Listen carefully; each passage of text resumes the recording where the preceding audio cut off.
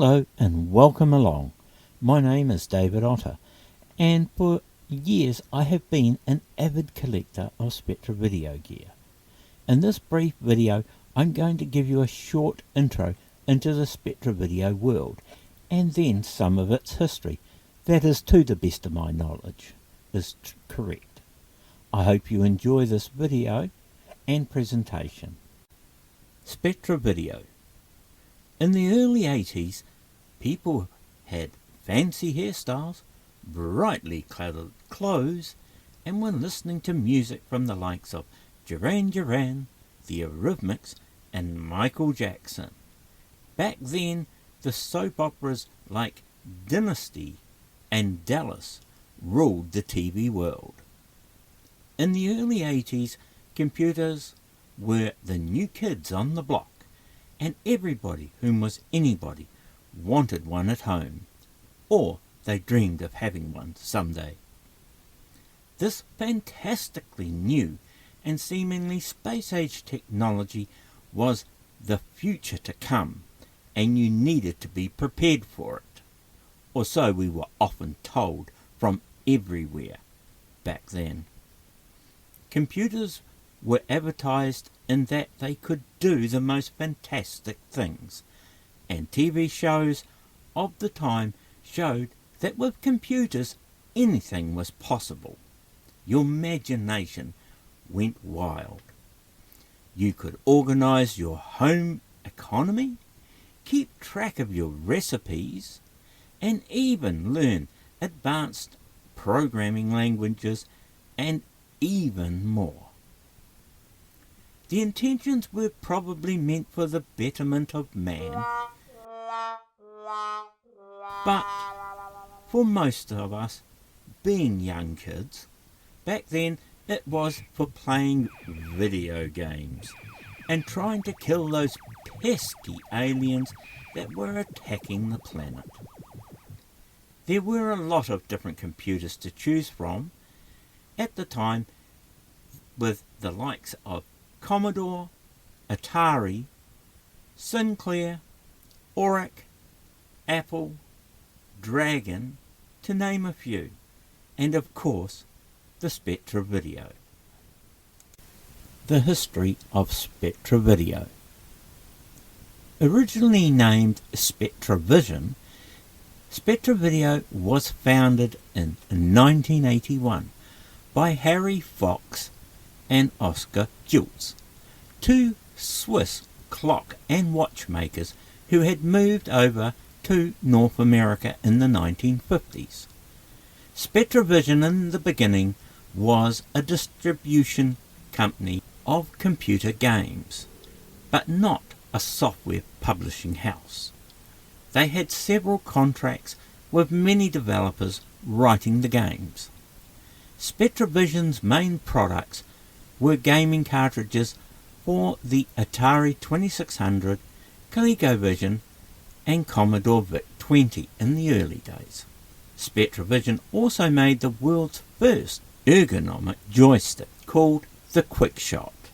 It was developed by Harry Fox and Peter Law, and QuickShot was then patented in the US in 1982. The QuickShot joystick was a huge success all over the world, and it was followed by a number of other variations, all using the QuickShot brand name. In late 1982, the company was renamed to Spectra-Video.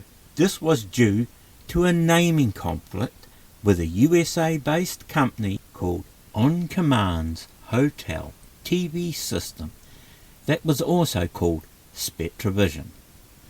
After the huge success with the QuickShot joystick, the now known Spectra-Video company decided to take the next step, and so in January 1983, at the Winter CES show, which stands for the Computer Electronics Show, in Las Vegas, USA, they launched the first of the Spectra-Video computer systems.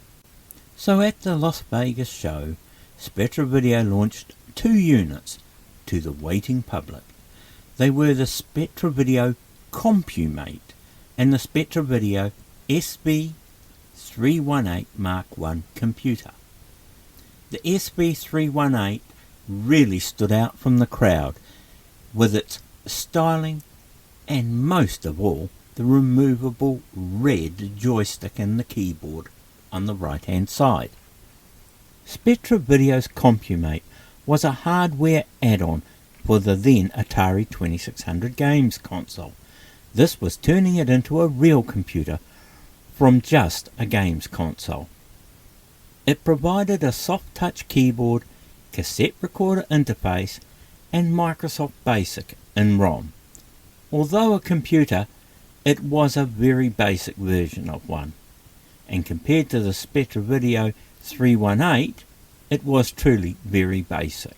Spectra-Video's computer, the Spectra-Video SB318, was all of their own design, based on a Z80 processor, 16K of RAM, the TMS 9918A graphics chip, and an AY38910 sound chip, and also was using the Microsoft provided basic interpreter. This was called the SB Extended Basic. Part of Spectra-Video's slow take-up in the beginning was because of Microsoft. It was Microsoft's fault that the basic interpreter was late for Spectra-Video. This then caused Spectra-Video to miss the important holiday sale period and unable to compete with the other players coming to the market back then.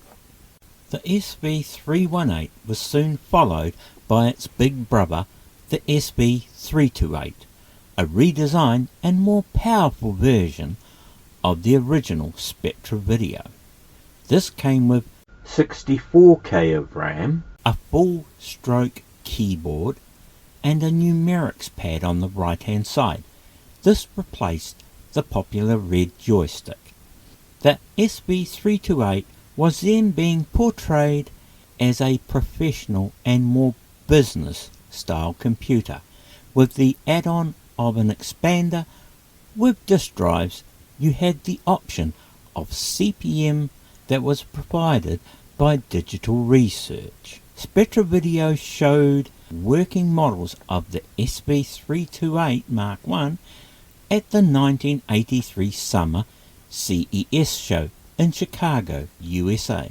The SB318 and SB328 was a combined effort from Spectra-Video USA Management and Marketing, Bondwell in Hong Kong Manufacturing, and ASCII Corporation in Japan for systems software. ASCII also was back then the Microsoft representative in Japan. ASCII's president back then, also known as Kei Nishi, saw the potential in the Spectra-Video computer system. His idea was he wanted to make a world standard for home computers, and with the idea that out of the SBI 328 design that he was able to do so, but was calling it the MSX standard. Spectra-Video saw this and agreed with his idea, and ASCII took over and started to make some small changes to the firmware design. In 1984, Spectra-Video licensed this new hardware technology with Microsoft. This also gave Spectra-Video a much needed financial boost, as they were in rather severe financial troubles by this time with all the delays in sales earlier on in the year. This collaboration of the MSX system outline was creating a world standard for home computers. There are two explanations of the letters MSX. The first being machines with software exchangeability, and the second being a Microsoft software exchange. The idea behind MSX was that MSX computers would be built to the same common hardware design. This following any software and peripherals to be used on any of the machines from many different manufacturers. Kai Nishi also teamed up with his friend back then, a young Mr. Bill Gates from Microsoft. In the beginning, Bill Gates was so enthusiastic about the MSX project and what it could achieve. But as time went by and the MSX standard was developed, Bill Gates then realized that MSX standard could be a real threat for his company Microsoft and the emerging PC market. And inasmuch with the MS-DOS software he had in production for the then IBM chain of PCs. For those of you who are interested in this, you can still check out an interview with Bill Gates and Kei Nishi on YouTube. The quality is very poor, I am sorry, but it is still watchable. The Spectra-Video 328 was in the beginning the prototype for the MSX design, as I have previously explained. But as time went by, there were some small differences, making the 318 and the 328 not 100% compatible with MSX. Some of these differences were in the BIOS, the I/O ports, and the disk format, and also the basic ROM.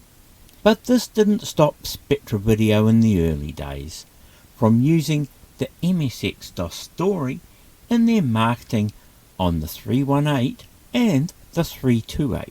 Some of this marketing material for the 318, 328 is more or less telling the customer that the computers are and will run MSX software.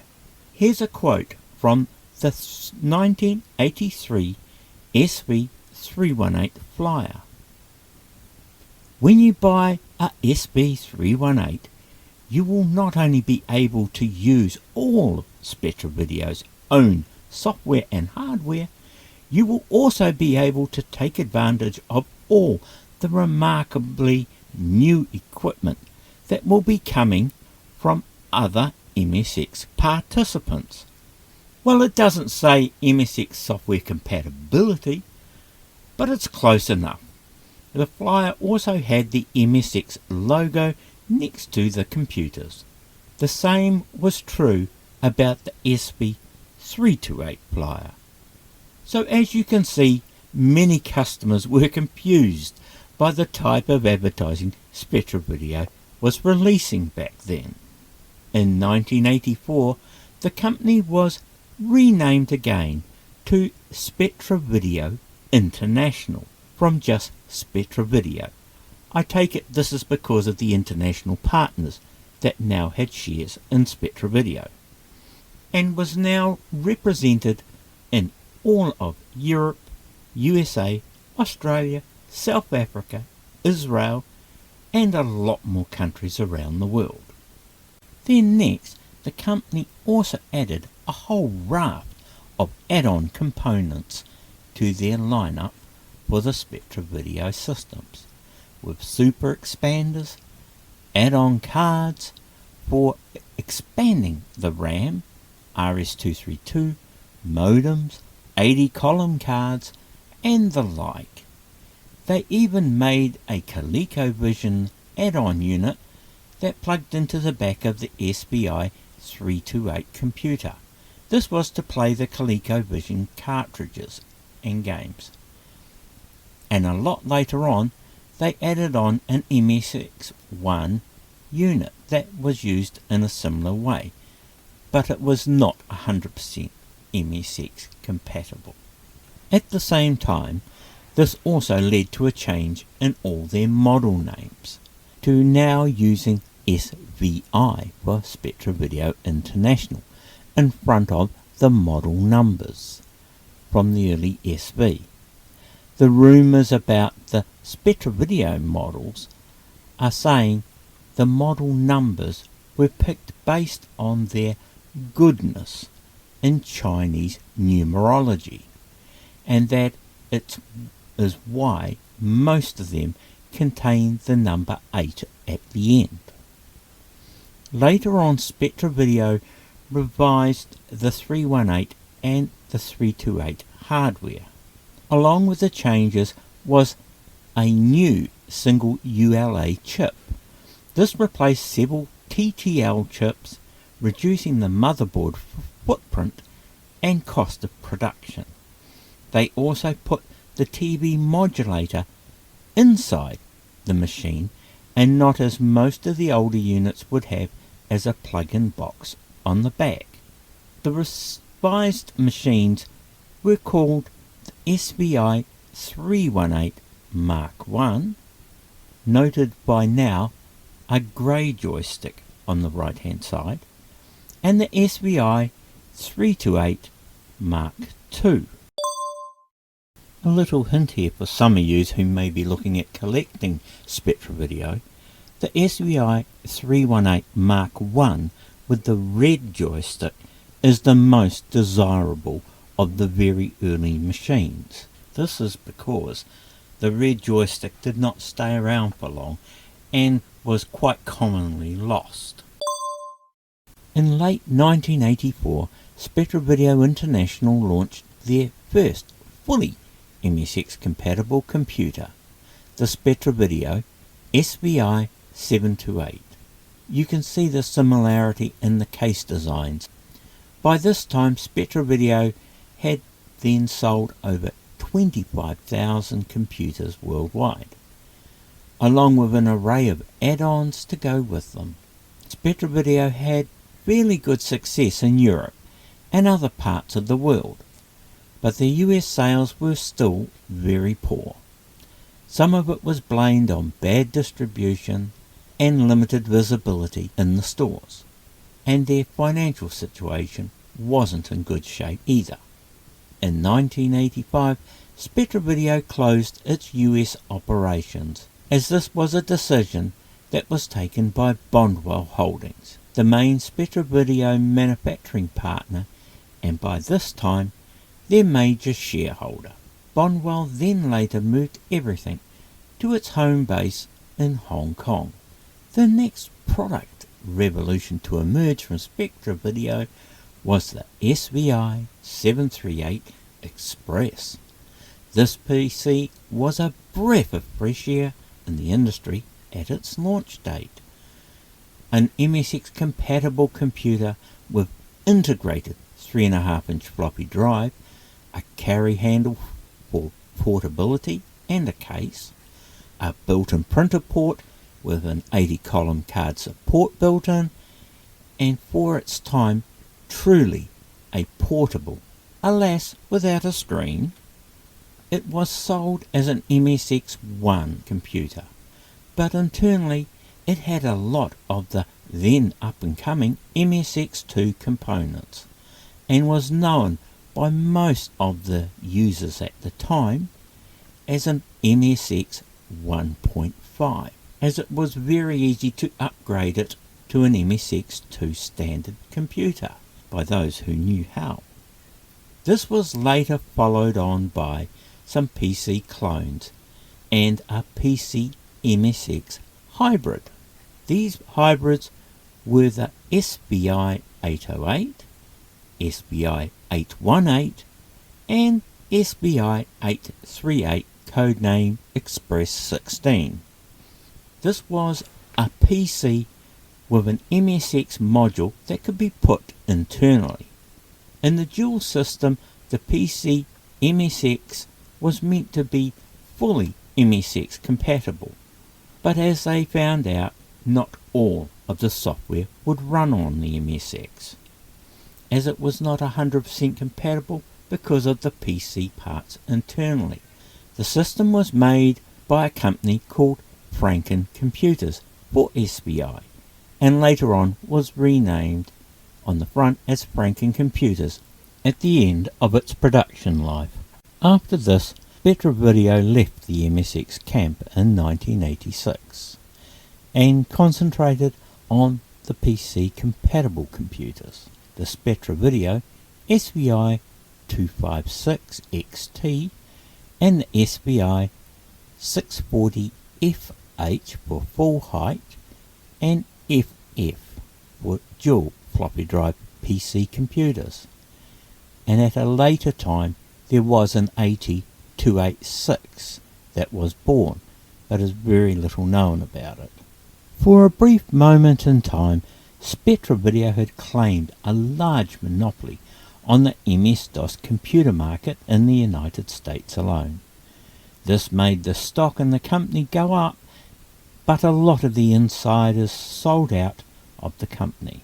But by this time, the writing was on the wall for Spectra-Video, as the major shareholders, being Bondwell, also had their own Bondwell branded PCs and started pushing these, the Z80 based Bondwell 2 and the Intel based 808 Bondwell 8, being two of them at the time along with others.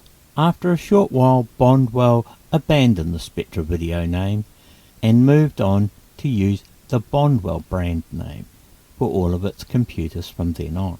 The Spectra-Video brand was later sold to a UK-based company, and the Quickshot brand sold to the Tomy International.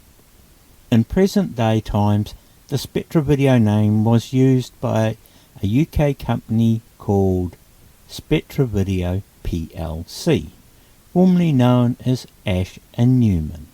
Ash & Newman was founded in 1977, and they took over the Spectra-Video name from Bondwell in 1988. Back then, Ash & Newman sold a range of Logic 3 branded products, from computers, game consoles and iPods. After some time in 2013, the company entered into administration, and then after a bad licensing deal with Ferrari and Apple that had proved to be a failure, in 2016 the company was, and the name Spectra-Video there ended. Spectra-Video made a lot of computer add-ons back in the day, from robot arms to drawing tablets to game consoles, add-ons, MSX mice, and the list goes on.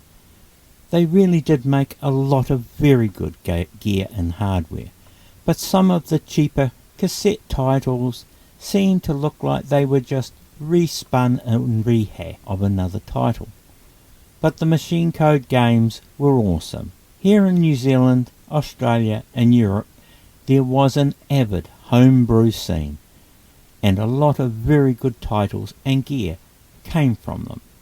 So if you want to find out more about the Spectra-Video, get yourself a copy of an emulator. There's plenty online.